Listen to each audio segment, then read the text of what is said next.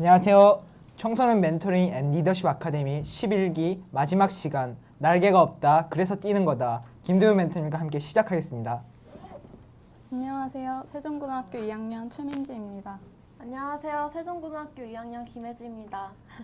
그리고 이분은 날개가 없다 그래서 뛰는 거다의 저자 멘토 김도윤 님이십니다. 네, 학벌을 탓하는 대신 꿈을 가져라. 꿈은 최고의 학벌이니까. 이 말을 입에 달고 사는 남자 반갑습니다. 김도윤입니다.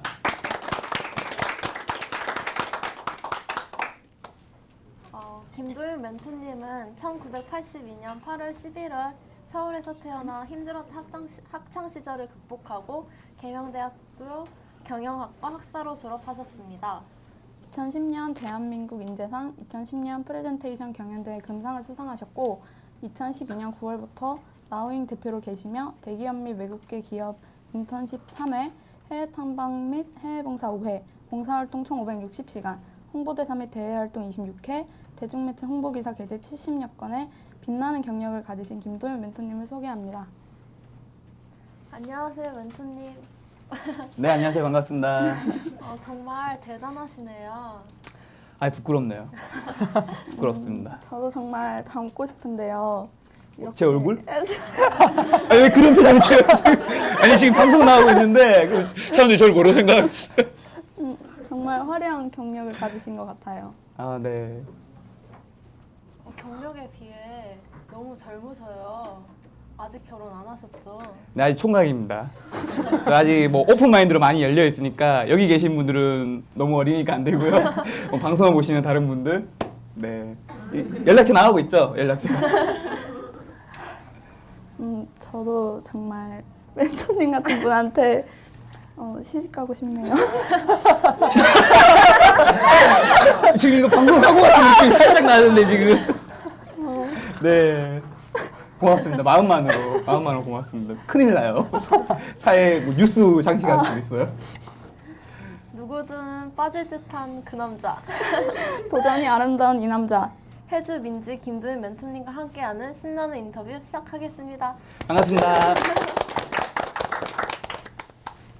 먼저 멘토님의 청소년기에 대해 말씀해 주세요. 네, 저 청소년기 아무래도 고등학생분들 많이 계시니까 초등학교, 중고등학교 말씀드리면 저 초등학교 때 이제 제가 좀 특이하게 생겼죠. 그렇죠. 제가 뭐 대학교든 뭐 초등학교 때든 제가 지나다니면 뭐 야, 쟤 교환학생 아니야? 꼭 그런 말 사람들 다 들리게 얘기를 해요. 그리고 제가 초등학교 때 이제 뭐 슈퍼 같은 데 가면 야, 너 소말리아 사람이니? 너 부모님 뭐 필리핀 사람 아니야? 이런 얘기를 되게 많이 해요. 그러다 보니까 약간 그냥 그런 것 같아요. 그러니까 잘생긴 사람이 꼭 그런 거 아니죠. 잘생긴 사람은 세상에 호감을 가지고 다가가니까 그 사람이 좀 더 적극적으로 많이 움직이잖아요. 근데 저한테는 좀 사람들이 되게 너무 특별하게 대하니까 제가 되게 소극적으로 대했던 것 같아요. 그러니까 내성적이고. 그 내성적인 걸 끝을 보여줄 수 있는 게 뭐였냐면 초등학교 때 똥을 쌌어요. 약간 표정이 뭐 저런 사람이 있나라는 표정인데 3번 쌌어요. 3번 쌌어. 그냥 그땐 그랬던 것 같아요. 그냥 정말 더럽다고요? 집에서 다 하는 거예요. 손을 들고 화장실 가고 싶다고 말을 못했어요. 그냥 그렇게 내성적인 그냥 그렇게 화장실 가고 싶다 말을 못하는 사람한테 야, 너 왜 그런 말 못해라고 말하면 되게 전 멍청한 짓이라 생각하거든요. 왜냐면 걔는 그런 말을 할 수 있는 용기가 없는 거니까. 그 정도로 되게 내성적인 아이였고 고등학교 때 뭐 그런 애 사실 공부라도 좀 잘하면 인정을 받잖아요. 친구들이. 그쵸? 공부 잘하는 친구들. 근데 고등학교 때 제가 한 50명이면 한 45등 정도 했어요. 그러니까 저는 성격도 정말 소극적이고 공부도 정말 못하는 그러니까 친구들이 여러분들이 흔히 말하는 좀 잘 무시하고 좋아하지 않는 그런 애들 있잖아요. 약간 그런 스타일의 애였던 것 같아요. 표정이 지금 다들 좀 안 좋으시네요. 네. 책에 보면 멘토님은 전문대 가셨다가 다시 계명대로 진학하셨다고 나와 있는데요. 네. 그렇게 한 계기가 뭔지. 세상 사람들은 그런 얘기 되게 많이 하시더라고요. 전문대가 창피해서 4년제 대학 지방대로 입학을 했겠구나. 근데 그게 아니라 제가 이제 전문대를 이제 신입생으로 들어갔다가 이제 군대를 제대하고 다시 돌아오면 다시 복학을 해야 되거든요. 그럼 복학하고 오면 전문대는 몇 년제죠? 2년제. 2년제죠. 그러니까 복학하고 돌아오면 전문대는 졸업반인 거예요. 전 진짜 아무것도 해놓은 게 없는데 그러면 너무 무서운 거예요. 사회에 나가는 게. 그러니까 아무것도 해놓은 게 없는데 취업도 걱정이 되고 취업을 하더라도 내 인생이 걱정되기 시작을 한 거죠. 그래서 수능을 쳐서 4년제 계명대학교 경영학과 입학을 했는데 그냥 4년제 가고 싶어서가 아니라 정말 저한테는 도피처였어요. 일단 도망을 쳐야 되니까 졸업해서 그런 선택이었던 것 같아요. 그러면 멘토님의 대학 시절은 어땠는지? 정말 저는 뭐 이제 24살 때부터 26살 때까지 근데 마찬가지로 또 막 살았어요. 정말 그냥 뭐 놀러 다니고 당구 치고 PC방 다니고 그렇게 살다가 저희 아버지께서 저한테 한마디 하셨어요. 어느 날 아들아 창피하다고. 그러니까 저희 아버지가 택시 운전을 하시거든요. 근데 처음에 든 생각은 그런 거였죠. 그 아무래도 부모님이 자식한테 창피하다는 얘기 하기 쉽지 않잖아요. 그 말을 들은 자식의 심정도 되게 쉽지 않을 거 아니에요. 그래서 원망을 하다가 그냥 그런 생각이 들었어요. 아, 이분이 내 아버지라는 사람이 어떻게 20년 동안 그 좁은 공간에서 자식을 위해서 일할 수 있는 걸까? 이런 생각이 들더라고요. 아, 어떻게 나라는 사람을 위해서 그렇게 살아주실 수 있을까? 그걸 보면서 세상 사람이 저를 믿지 않고 나도 나를 믿지 못하지만 그냥 부모님한테만큼은 한번 자랑스러운 모습을 보여드려야 되겠다 싶어서 그때부터 열심히 했는데 근데 그런 고민하던 중에 이제 첫 번째 제가 공모전에 참가를 해요. 첫 번째 공모전에 참가를 하는데 저는 이제 방금 전에 말씀드렸다시피 아무것도 없는 애였잖아요. 소극적이고 공부도 못하고. 근데 일단 저한테 찾아온 첫 번째 기회니까 정말 열심히 했어요. 제가 했는 건 그거였어요. 저는 잘 할지도 모르고 누가 가르쳐줄 사람도 없으니까 잠 안 자고 밥 하루에 한 개밖에 안 먹고 코피 흘려가면서 했어요. 그렇게 3개월 동안 첫 번째 공모전을 준비했는데 그게 1등을 했어요. 500개 팀 중에서 전국 500개 팀 중에서. 그래서 아, 나 같은 바보도 할 수 있는구나라는 걸 좀 깨달았죠. 그래서 그때 그 자신감을 토대로 계속해서 3년 동안 부딪혀서 그 이제 3년 동안 뭐 여러 상을 받고 여러 해외 봉사를 가고 인턴십도 하고 총 한 130가지 정도 경력을 가지게 됐던 것 같아요. 그러면 그렇게 그러니까 좀 암울했던 청소년기 보내고 이제 멘토님이 마음 먹고 이렇게 성공하시게 된 거잖아요. 네. 지금 어렵게 생활하고 있는 어렵게 멘토님의 어렸을 때처럼 그렇게 네. 살고 있는 사람들한테 조언이 될 만한 게 음. 있다면 말씀해 주세요. 그런 것 같아요. 그냥 제가 어린 시절에는 좋아하는 게 없었어요. 그리고 좋아하는 걸 할 용기도 없었고. 그러니까 여러분들 흔히 대부분의 사람들이 그런 얘기 하잖아요. 공부 좀 열심히 하라고. 그렇죠? 다들 공부는 좀 하기 싫어하고. 근데 여러분이 뭔가 좀 좋아하는 일 한번 솔직해져 봤으면 좋겠어요. 정말 좋아하는 게 뭐 그림이라든가 음악이라든가 뭔가 있으면 그걸 한번 부딪혀봐서 열심히 한번 해봤으면 좋겠어요. 여러분이 정말 그걸 잘하면 여러분들한테 오히려 공부하라는 얘기는 오히려 더 안 할 수도 있어요. 제가 재밌는 얘기 하나 해드리면 차두리 아시죠? 축구 선수. 차두리가 신용카드를 쓸 줄 몰라요. 약간 바보 같죠? 누구나 다 쓸 수 있을 것 같고 그냥 신용카드 끌면 되는 건데. 근데 아무도 차두리를 무시하지 않죠. 왜냐하면 차두리는 축구라는 한 분야에서 우리나라에서 세계적으로 인정을 받는 축구 선수니까. 그러니까 여러분들이 공부를 못해서 무시받는 게 아니라 여러분들이 뭔가 좋아하는 게 있으면 공부 때문에 여러분들이 절대 무시하지 않는다는 거죠.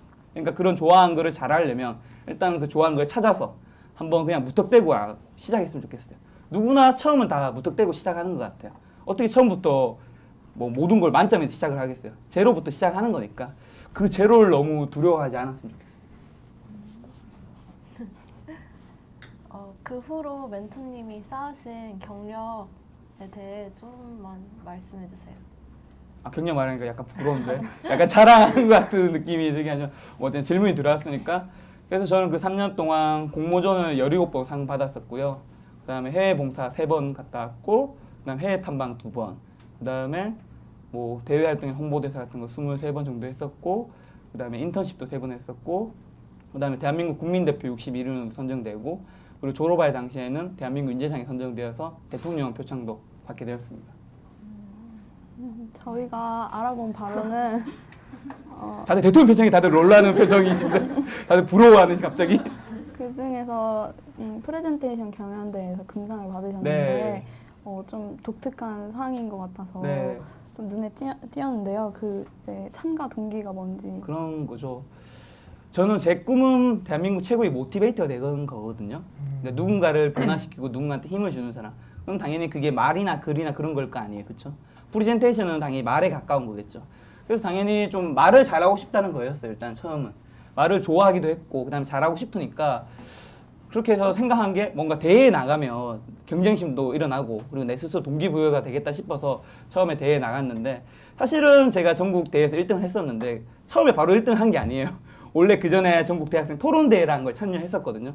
처음에 참여했을 때 1차전에서 떨어졌었고 두 번째는 이제 아주 작은 상을 받았었고 세 번째 도전만에 스피커 이 프레젠테이션 경영대 1등 상을 받았죠. 그러니까 아까 전에 말씀드렸다시피 처음을 너무 두려워하지 않았으면 좋겠어요. 누구나 처음 바로 시작했을 때 다들 1등 자 상장 드립니다 이러지 않거든요. 그러니까 처음은 떨어지고 그 다음에 좀 더 올라가서 또 떨어지고 그 다음에 올라가서 뭔가 검어지는 그리고 오히려 시간이 지나면 그 실패들이 오히려 자기한테 더 많이 도움이 되는 것 같아요.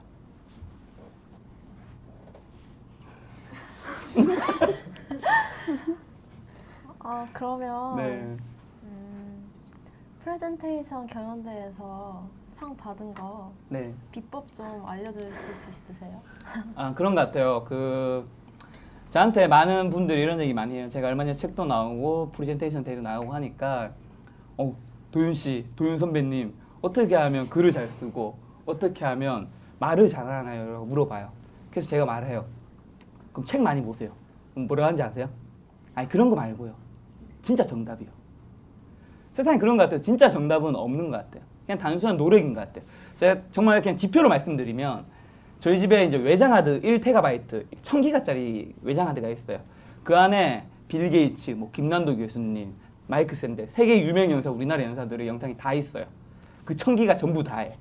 1000기가면 영상이 몇 개 있냐면 한 4000개쯤 들어가 있어요. 그 4000개를 전 매일 보고 있어요. 그리고 지금 거의 몇백 기간 이상 봤죠.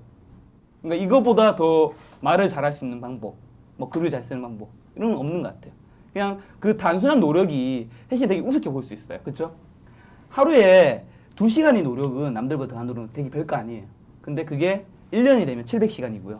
10년이 되면 7000시간이에요. 저는 그게 비결이라고 생각을 해요. 멘토님이 그런 노력들이 쌓여서 대한민국 인재상을 받으실 수 있었다고 생각하는데요. 그 인재상을 받고 싶어 하셨잖아요. 네. 근데 그 이제 3년에 걸쳐서 받게 되셨는데 그때 소감이 어떠셨는지 궁금해요. 되게 사실 너무 좋았고요. 왜냐하면 저는 항상 실패가 앞에 있는데 저는 그 인재상도 2010년에 상을 받았었는데 제가 2009년에 떨어졌었거든요. 그냥 그 상 하나를 위해서 제가 1년 기다렸어요. 뭔가 취업도 아니고 어떻게 보면 단 하나의 상일 수도 있잖아요. 근데 제가 그 상을 이제 받았을 때 드는 거는 이런 거였죠. 그러니까 사람들 전부 다 저한테 하지 말라고 했거든요. 너는 안 될 거다고 얘기를 했고 굳이 받는다고 해서 또 그게 무슨 의미가 있겠냐라고 얘기를 했는데 실제 받았을 때는 이제 제 지난 1년이 결코 헛되지 않았구나. 그 노력이 드디어 세상에서 그 빛을 알아주는구나 라는 생각이 들어서 너무 기뻤고 그다음에 걔가 꼭 그 상을 타고 싶었던 이유는 이런 거예요. 약간 좀 자격을 갖추고 싶었어요. 여러분 청중에 계신 고등학생이나 아니면 대학생분들한테 뭔가 얘기를 하려면 제가 어떤 결과물이라는 게 확실한 게 있어야지 청중들한테 얘기를 할 수도 있고 청중들 또한 그런 결과물이 있는 사람의 이야기를 좀 더 신뢰성 있게 받아들인단 말이에요. 그래서 좀 그런 상을 받아두면 학생들에게 내 말이 똑같은 말일지라도 좀 더 잘 전달되지 않을까 그런 생각에서 결국 하다가 받게 되었죠. 그럼 그 상을 받고 멘토님의 인생 많이 달라지셨나요? 똑같아요. 대한민국 인재상을 받든 안 받든 김도윤이라는 사람은 똑같은 사람이었어요. 정말 치열하게 열심히 노력하는 사람이었고 근데 저는 아무것도 바뀐 게 없는데 주변에서 약간 바라보는 시선이 바뀌는 것 같아요. 어떻게요? 좀 더 그냥 옛날에는 그냥 내가 하는 말도 그냥 지나갈 것들을 좀 더 이 사람이 왜 이런 말을 했을까도 생각해보고 이 사람이 하는 말을 들을 만하구나도 생각해보고 그런 것 같아요. 그러니까 너무 근데 그런 주변의 시선에 신경 쓰지 않았으면 좋겠어요. 어차피 저라는 사람 그대로잖아요. 그걸 계속 가면 사람들이 생각이 바뀌는 건 별로 중요하지 않은 것 같아요. 이런 과정을 거치셔서 현재 교육 컨설턴트 대표로 활동 중이신데요. 네. 교육 컨설턴팅이 정확히 무엇인가요?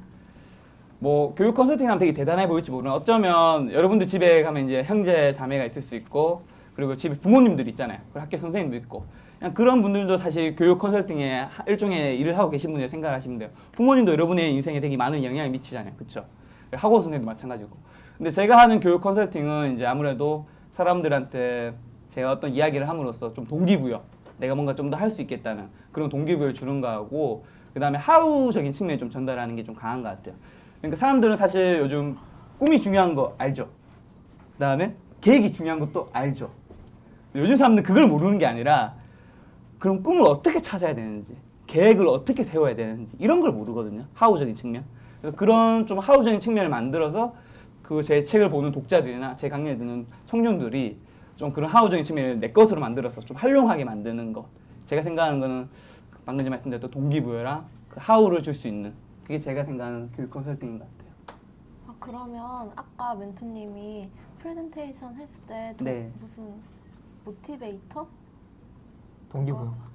네. 그거랑 같은 네, 그렇죠. 제 같은 이제 같은 제 꿈은 대한민국 최고의 모티베이터 되는 건데 그 꿈을 이룰 수 있는 이제 채널 같은 역할을 하는 거죠. 제가 창업반에서 하는. 그러면 그러면 그 모티베이터든 교육 컨설팅이든 네. 왜 그걸 하고 싶어 했는지.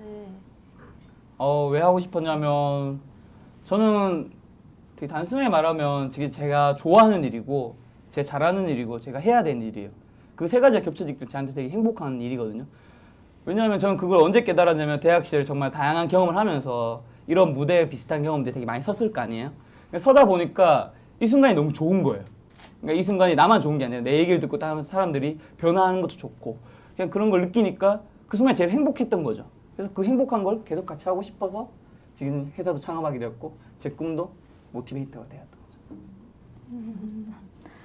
그럼 교육 컨설턴트로서 여러 곳에서 강연하고 네. 그러잖아요. 근데 그 강연을 하면서 어떨 때 가장 보람을 느끼시나요? 뭐 되게 더 좋은 기업 뭐 그런 데서 한다 해서 아니면 더 좋은 보수를 준다 해서 그런 게 오진 않고요. 아무래도 청중들이 피드백인 것 같아요. 그러니까 사람이 좋아하는 일, 잘하는 일은 자기가 결정할 수 있어요. 근데 해야 되는 일은 사회가 나한테 사명감을 약간 부여해줘야 돼요. 그러니까 내가 태어나서 좋아하는 일, 잘하는 일은 자기가 선택할 수 있죠.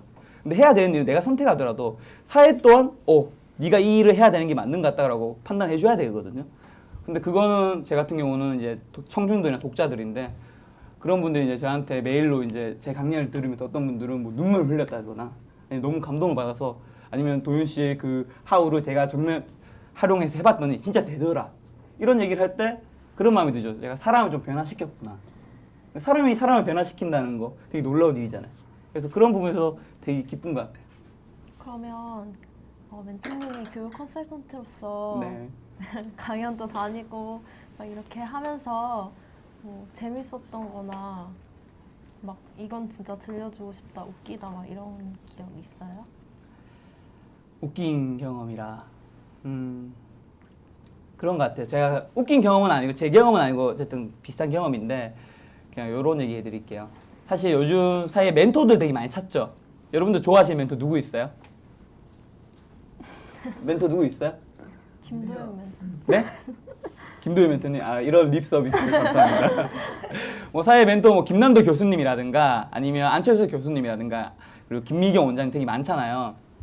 근데 여러분들이 멘토를 찾을 때 저는 되게 이런 걸 조심했으면 좋겠어요. 제가 어떤 사례가 있었냐면 저도 옛날에 이제 뭔가 배움을 찾을 때 아티스트 피치 김미경 원장님을 뵙고자 방송국에 찾아갔었어요. 근데 그 강의가 끝나고 난 다음에 어느 학생이 와서 이렇게 얘기하는 김미경 원장님한테 선생님, 저 선생님이 꼭 제 멘토가 되었으면 좋겠어요. 지금 마치 울먹이듯이 얘기를 하는 거예요. 제가 드리고 싶은 말씀은 뭐냐면 마음은 좋아요.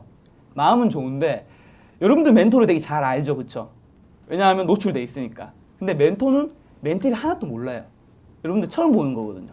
그러니까 사람이 내가 기뻐서 한다 하더라도 상대방은 기쁠 수 있지 기쁘지 않을 수 있다는 거예요. 그래서 여러분들이 그런 멘토를 여러분들만의 진짜 멘토를 만들고 싶으면 그런 마음을 좀 가다듬어서 진정성 있게 뭐 포트폴리오를 만든다거나 아니면 진정성 있게 메일을 보낸다든가 그런 식으로 접근하는 게 오히려 여러분들한테 더 많은 도움이 되지 않을까. 실제로 그분들이 여러분들의 멘토가 되어줄 수도 있고 그냥 무작정 다가가서 연예인한테 사인 받듯이 하면 연예인이야 사인해주는 게 일이지만 그분들은 좀 다른 거잖아요.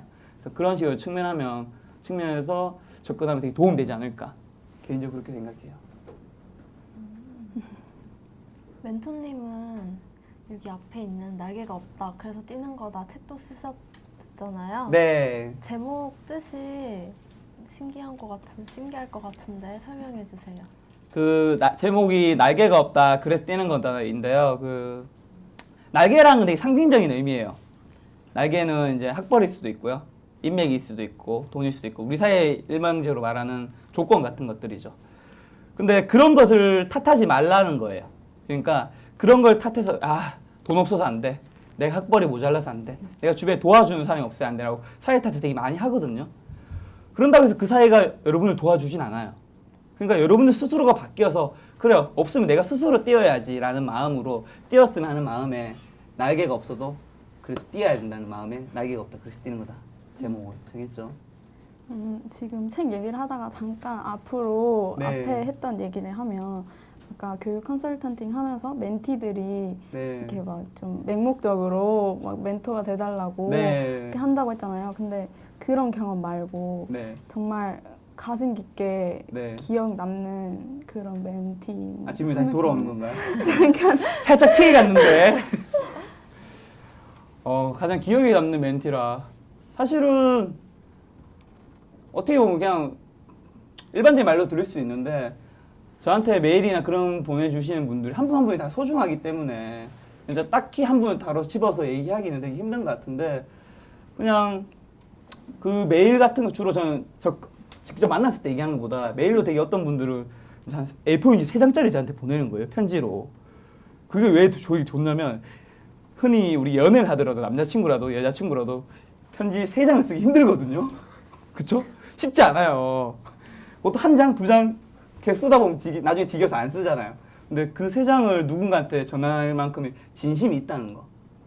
그게 되게 기억에 남았던 것 같아요. 그냥 그렇게 진심이 이렇게 오면 저 또한 되게 진심 어리게 되게 길게 답장을 해주고 그런 것들이 있었죠. 그러면 다시 책 얘기로 넘어가서 책 쓰실 때 어떤 네. 경험으로 쓰셨는지 좀 궁금한데 그 중에서 네. 학벌 차별이나 네. 좀 그 차별로 인해서 네. 가슴 아픈 경험이 있으셨는지 궁금해요. 네. 약간 MC분들이 지금 이 자리가 약간 자불안석인 것 같은 느낌이 들어서 저는 그런 것 같아요. 제가 뭐 스펙이 그렇게 나쁘지 않았거든요. 네. 나쁘지 않았어요. 다들 전문대 다닐 때 그런 거. 아니요. 그 제가 30살 때 이제 다 이제 뭔가 좀 했을 때 스펙이 결코 나쁘지 않았어요. 근데 대기업에 이제 외국계나 당연히 저는 제가 원하는 기업에 충분히 들어갈 수 있을 거라 생각을 했었죠. 근데 제가 흔히 이제 기업 같은 데서는 서류라든가 면접이라든가 다 그런 것들이 있잖아요. 근데 제가 서류에서 안 되는 거예요. 그러니까 제가 지원을 하면 10군데를 내면 2군데도 안 되는 거예요. 그래서 이유가 뭘까 보니까 다른 것들이 없는 거죠. 저는 다른 것들이 다 있거든요. 뭐 공모전, 뭐 해외봉사, 인턴십 다 있거든요. 근데 저는 학벌이 좀 부족했었거든요. 그러니까 이유를 다 따지고 나니까 그 학벌밖에 없더라고요. 그래서 저는 약간 보통 학벌이 좀 약한 분들이 하는 행동이 뭐냐면 학벌이 없는데도 잘 되면 학교를 숨기거나 아니면 잘 안 되면 또 학교를 숨기거나 둘 다 숨기는 스타일이거든요. 저는 이걸 뭔가 바꿔야 되겠다고 생각을 했어요. 이 구조 자체를. 뭔가 대한민국이 너무 학벌만으로 보는구나. 그 사람의 뭔가 꿈이라든가 가능성을 봐주는 사회를 좀 만들어야 되겠구나라는 생각에 책을 출판하게 된 거죠. 네. 이거 부족한가요? 아니요. 멘토님이 이 책을 통해 누구한테 이 책을 추천하고 싶은지. 그런 것 같아요. 책이라는 거는 물론 저는 대한민국에서 베스트셀러 너무 좋은 책들 많은데 자신이랑 가장 닮은 사람의 책을 보는 게 저는 되게 많이 도움이 된다고 생각을 해요.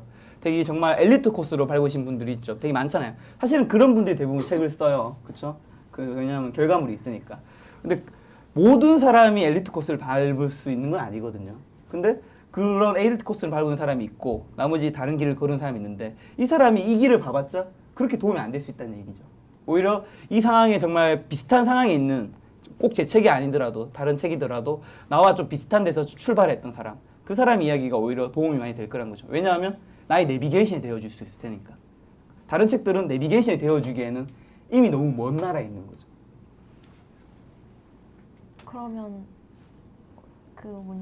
학교가 좀 학벌 때문에 아무래도 차별받는 좀 특히 뭐 제 책으로 기준하면 조금 시작이 힘들었던 분들, 뭐 약간 아니면 뭐 돈이나 인맥이나 학벌이 없다고 생각하시는 분들, 그런 분들이 보시면 되게 많이 도움 될 것 같아요. 실제로 그런 분들이 보고 난 다음에 하는 얘기가 정말 이거는 우리 이야기였다고 얘기를 해요. 그러니까 대부분 다른 책들은 우리 이야기가 아니라 그냥 그들의 이야기인데 제 책을 보신 분들은 정말 너무 마음이 아팠다. 이거는 우리 이야기였다고 이렇게 얘기를 하더라고요.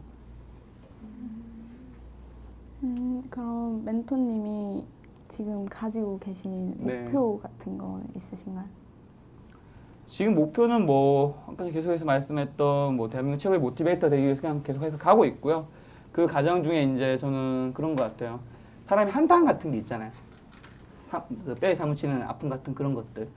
그런 것들을 모든 사람이 다 다를 거란 말이죠. 어떤 사람은 학벌일 수도 있고, 어떤 사람은 외모일 수도 있고, 어떤 사람은 가정일 수도 있고. 근데 자기가 느꼈던 그런 한탄들을 바꾸기 위한 노력을 하면 후대들은 좀 행복해질 것 같아요.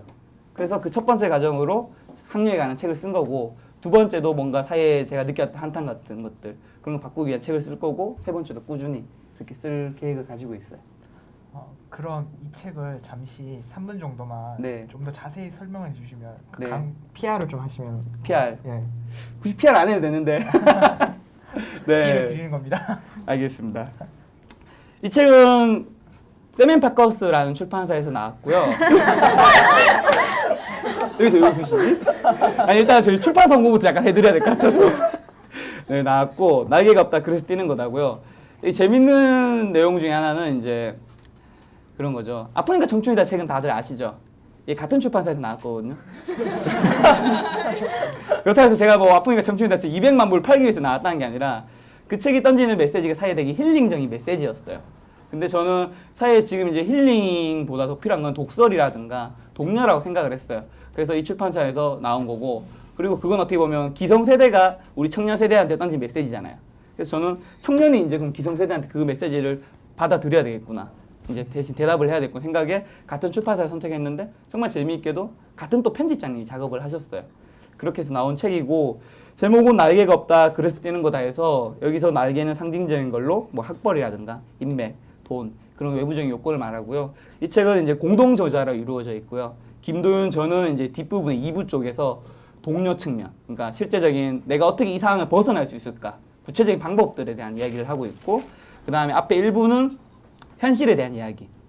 그러니까 뭐 학벌이든 뭐든 안 좋은 조건이 있다면 냉철하게 그 현실이 지금 네가 불리한 조건이 있다고 얘기를 해주는 거죠. 왜냐하면 만약에 진짜 학벌이라고 얘기를 한다면 대부분의 사회 분들이 이런 얘기 하잖아요. 괜찮다. 학벌이 중요하지 않다. 네가 열심히 하면 다 된다. 근데 실제 현실이 그렇진 않거든요. 근데 그거를 만약에 취업할 때나 정말 중요한 시기에 그걸 깨닫게 되면 너무 늦어요. 그렇죠?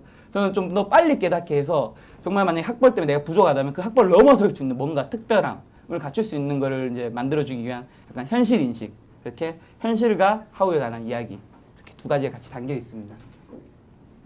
현재 뭐 재밌는 얘기를 말씀드리면 한국 시장에서 나온 지 이제 3개월 정도 넘었는데 얼마 전에 이제 중국 시장에 수출 우리 얼마 전에 결정이 되어서 네. 대륙에 갑니다. 대륙은 판이 달라요. 그러면 중국으로 네. 수출하게 되셨다고 했는데 네. 가장 큰 그 이유가 자기가 생각하기엔 뭐라고 생각하세요? 일단 뭐 운이 좋았을 것 같고요. 운이 좋았을 것 같고, 그리고 그런 것 같아요. 중국에도 지금 현재 청춘 도서가 되게 인기라고 하더라고요. 근데 대부분의 청춘 도서가 되게 좀 아이러니하게도 기성세대가 쓴 책이에요, 대부분. 그러니까 오히려 어떻게 보면 약간 갭이라는 게 존재하잖아요. 나이라는 거. 20살이랑 30살. 현실적인 얘기를 좀 전달하기 좀 미약한 거죠. 근데 오히려 제 책은 정말 청춘 얘기를 썼으니까 그런 부분에서 많이 도움을 받을 거라 생각을 해서 중국에서도 그걸 받아들인 게 아닐까. 뭐 중국에서 실수라고 해도 뭐 네. 어쩔 수 없죠. 네.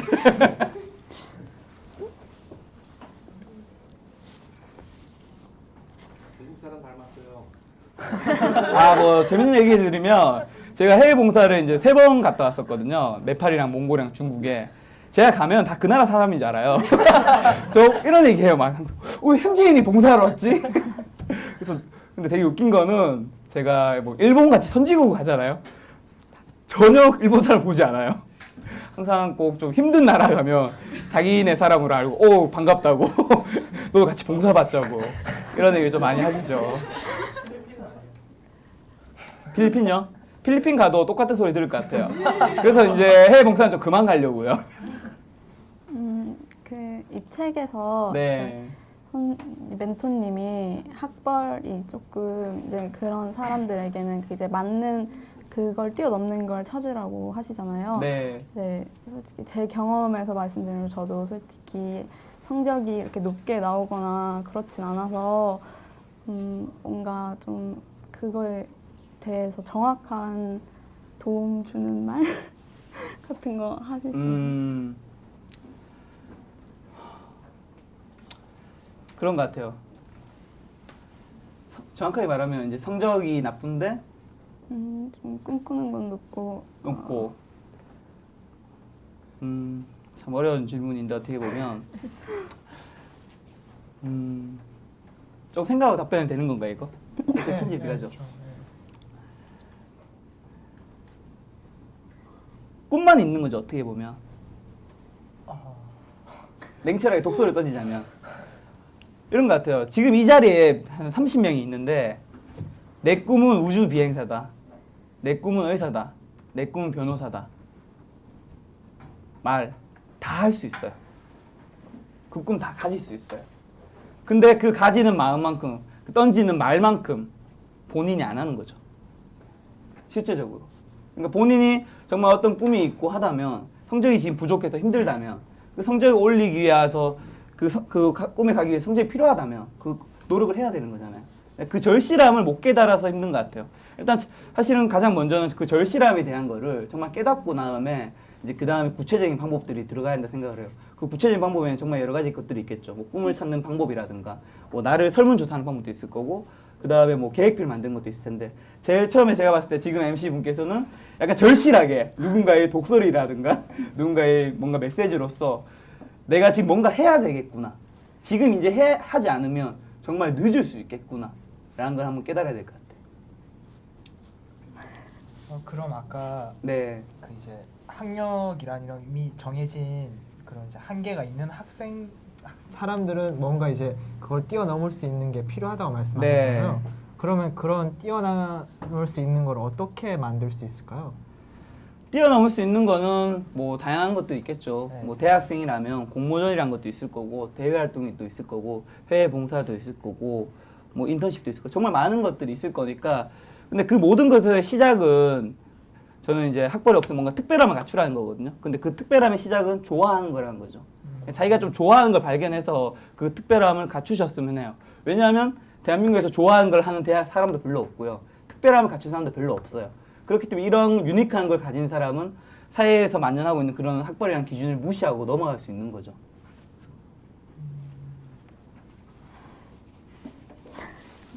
네. 네. 그래서 뭐 재밌는 얘기 하나 해드리면 똥산 얘기 안 하고 재밌는 얘기는 아니고 지금 좋은 얘기인데 그냥 저한테 그런 얘기 되게 많이 물어보세요. 제가 뭐 스카이에도 강연을 가고 지방대도 강연 가고 되게 많이 가는데 아무래도 제가 학벌 관련된 책을 쓰다 보니까 제일 많이 들어온 질문이 학벌 관련된 질문이에요. 편입을 해야 되는 것인가 말아야 되는 것인가. 되게 민감한 질문이죠. 그렇죠? 근데 저는 다른 멘토님들처럼 그런 얘기 못할 것 같아요. 학교 중요하지 않다고. 그냥 열심히 하라고. 그 말 저는 못하겠어요. 제가 해드리고 싶은 메시지는 이거예요. 만약에 본인이 나중에 여러분들 대학에 가겠지만 본인이 학교가 창피하고 그리고 본인이 학교를 어디 가서 자랑스럽게 말 못할 것 같으면 학교를 편입해야 돼요. 왜냐하면 그깟 학교보다 여러분들이 훨씬 소중해요. 왜 그깟 학교 때문에 20년, 30년을 스트레스 받겠어요. 차라리 편입하는 게 맞아요. 근데 그게 아니라 저처럼 학교를 사랑하고 그리고 이 안에서 내가 성공할 수 있다고 믿으면 노력을 하면 돼요. 그러니까 편입을 하기 위한 노력과 그 학교에 성공하겠다는 노력은 똑같은 노력이에요. 어느 게 정답이냐가 없어요. 근데 되게 웃긴 거는 최악의 선택이 뭐냐면 편입을 하지도 않고 학교 탓만 하는 거예요. 그러니까 그러면서 노력을 안 하는 거죠. 진짜 최악의 선택은 이건데 정말 이것만 선택하지 않으면 되는데 모든 사람들이 안타깝게도 이 최악의 선택을 다 선택을 하는 것 같아요. 그러니까 앞에 편입이든 그 학교에서 열심히 하는 거든 그건 정답이 없는 것 같아요. 그래서 행동이 더 중요하다. 그렇죠. 그 안에서 행동은 똑같은 거니까. 왜냐하면 그걸 뭐 말씀드릴 수 있는 게 저는 학벌이 조금 낮았지만 지금 충분히 잘 하고 있고 그리고 스카이 나와서 또 잘 되신 분들도 있으니까 그건 알 수 없는 거죠. 그러면 이제 요즘 청소년들이 입학 사정 관제를 통해서 대학교로 네. 많이 입학을 하는데 스토리가 스펙을 이긴다는 책이 있듯이 네. 요즘은 스펙보다 스토리를 많이 중요시하고 스펙을 위한 스펙을 많이 이제 반기지 않아 하는데 네. 그런 스토리 있는 스펙을 쌓기 위한 방법을 말씀해 주신다면. 근데 그 질문 전에 사실 그 네. 질문에 저는 답을 할 수 없는 게 네. 저는 스토리가 스펙을 이긴다를 안 좋아해요. 아, 왜냐하면 흔히 말하는 스토리와 스펙이 뭐냐면 스펙이 이력서이고요. 스토리가 자기소개서라고 얘기를 하거든요. 근데 자기소개서는 이력서를 바탕으로 해서 쓰여져요. 스토리는 스펙을 바탕으로 해서 쓰여져요. 그러니까 여러분 주변에도 뭐 형들이라든가 많은 계실 텐데 주변에 취업을 잘 하신 분들을 보면 대부분 이력이 좋으신 분들이 취업을 잘 해요. 그러니까 스토리가 좋으신 분들이 취업을 잘하는 경우가 물론 있죠. 존재해요. 정말 독특한 스토리들. 근데 그런 사례가 많지 않아요. 그러니까 스토리 스펙을 이긴다는 언뜻 들으면 되게 너무 좋은 말이고 힐링되는 말이지만 현실은 그렇지 않다는 거죠. 그러니까 그렇다고 해서 제가 스펙만 쌓기를 바라는 건 아니고 자기가 원하는 스펙을 쌓았으면 좋겠어요. 자기가 좋아하는 거. 그 원하는 스펙들을 쌓아 놓으면 그게 스토리가 돼요. 그러니까 스토리를 억지로 만들려고 스펙을 쌓는 게 아니라 자기가 좋아하는 걸 향해서 가다 보면 그게 스토리가 된다는 걸 생각했으면 좋겠어요. 고맙습니다. 네. 멘토님이 이제 마지막으로 학생 청소년들한테 해주고 네. 싶은 한마디. 뭐 처음에 제가 말씀드렸다시피 저는 초등학교 때 되게 큰 일도 할 정도로 소극적이었고 그다음에 고등학교 때 공부도 못했고 그렇다고 그 이후에 뭐 환경이 좋지도 않았는데 그런 제가 했잖아요. 그러니까 누구나 다 할 수 있다는 생각을 좀 했으면 좋겠어요. 요즘 세상은 되게 뭔가 쉬운 것 같아요. 그러니까 세상 사람들이 우리한테 안 된다는 말을 되게 쉽게 하잖아요. 네. 그렇죠? 너 안 된다고. 근데 그 말을 들은 학생들도 너무 쉽게 포기를 해요. 아, 나 안 되는구나. 안 해야지. 근데 세상도 포기하고 자기도 포기하면 도대체 그 사람의 꿈은, 그 사람의 가능성을 누가 지켜줘요? 그러니까 그런 사람들의 의미 없는 소리에 여러분들이 가진 그 꿈과 여러분들이 가진 그 가능성을 흠집내지 말았으면 좋겠어요. 그 가능성과 그 꿈을 흠집내면 여러분들 미래가 없는 거거든요. 그러니까 그런 여러분들의 꿈과 가능성을 지켜낼 수 있는 사람은 사실 여러분의 학교 선생님도 아니고 그리고 여기 같이 있는 여러분 친구도 아니고요. 그리고 더군다나 더 나아가서 집에 계시는 여러분들 부모님도 아니에요. 그거는 여러분 스스로만 지켜낼 수 있다는 거. 그리고 그걸 지켜낼 수 있는 사람들이 나중에 미래를 만들어 간다는 거. 그거 하나 주셨으면 좋겠어요. 여러분 즐거우셨나요? 도움이 되셨나요? 이것으로 김도현 멘토님과 함께하는 신나는 인터뷰 마치겠습니다. 네, 감사합니다. 감사합니다.